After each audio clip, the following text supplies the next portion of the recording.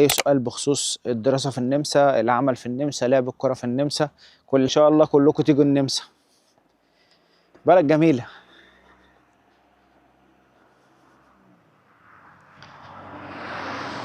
خطوة بخطوة بالورق المطلوب بكل حاجة ازاي تقدم دراسة في النمسا.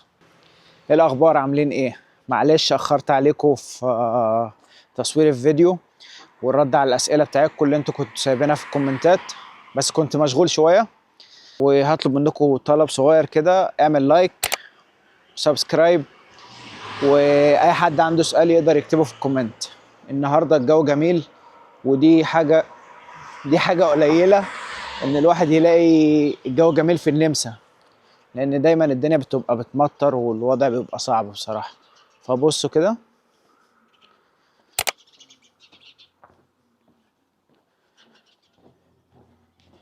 فانا استغليت بقى الموضوع ده ان الجو جميل وطالع اصور، ارد على الاسئله، نحاول نفيد الناس باي معلومه. وخليكم معايا بقى لاخر الفيديو، واي حد عنده اي سؤال بخصوص الدراسه في النمسا، العمل في النمسا، لعب الكره في النمسا، كل الحاجات دي يقدر يكتبه في الكومنتات. السؤال الاول: الجندي هل لازم اجيب قبول من جامعه في مصر عشان يقبلوني في جامعه او التخصص اللي عايز اخشه؟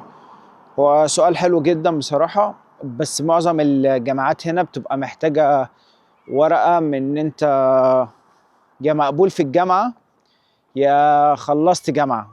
لازم إثبات إن أنت مقبول في نفس التخصص اللي أنت عايز تقدم فيه.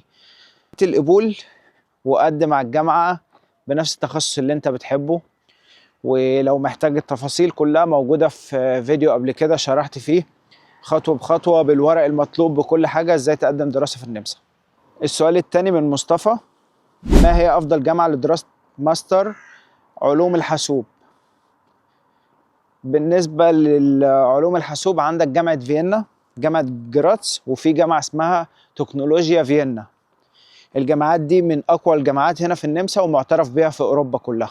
السؤال الثالث: عبد الله خالد: أنا بدرس طب أسنان في مصر سنة تالتة، أستنى أخلص وبعدين أقدم ولا أقدم دلوقتي وأعمل معادلة وأكمل هناك؟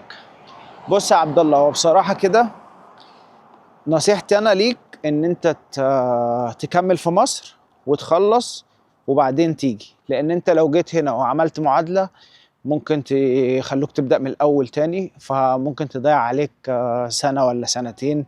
فالاحسن خلص في مصر وتعلم الالماني وقدم، وان شاء الله تقبل وتيجي وتشتغل وتبقى مبسوط ان شاء الله. السؤال الرابع: محمد حسن: انا سألت السفارة عن فيزا دراسة لغة ألمانية، قالوا لي مفيش، وعايز ادخل ادرس ألماني هناك، اعمل ايه؟ بص يا محمد، هو مفيش فيزا اسمها فيزا دراسة ألماني في النمسا هنا، مفيش حاجة اسمها كده. الفيزا لا اما فيزا عمل لا اما فيزا دراسة، فانت تقدم على فيزا دراسة وتقبل وتيجي تتعلم اللغة هنا. لو انت مش عارف ألماني ولا عندك لغة يعني، فالموضوع يبقى صعب جدا عليك. فنصيحتي اتعلم ألماني، او لو انت معاك انجليزي كويس تقدر تقدم على دراسة هنا بالانجليزي وبعدين تيجي. السؤال الخامس: اسلام: يا كابتن لو رحت العب في النمسا في الدرجة 5 أو 6 أو 7 أو 8 هيكون ليا سكن؟ وراتبي هيكون كام؟ أول حاجة يعني من الدرجة الخامسة وانت نازل ما بيجيبوش سكن، والدرجة الرابعة كمان، يعني رابعة 5 6 7 8 ما بيجيبوش سكن، وفي أندية مش بتدي فلوس أصلا.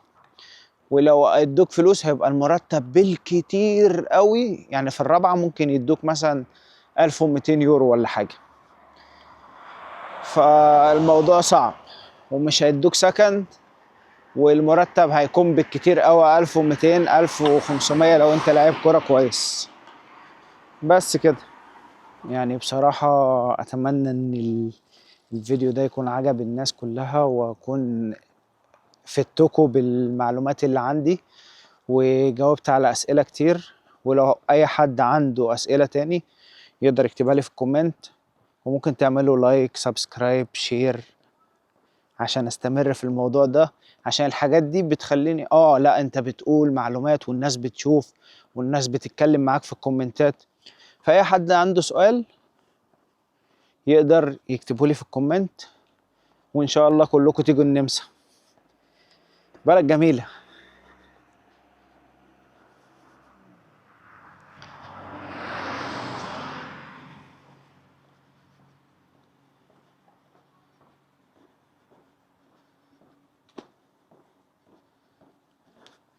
وبلد فاضية كمان، يعني جميلة وفاضية. فشكرا، ما تنسوش السبسكرايب، واشوفكم في الفيديو الجاي. سلام.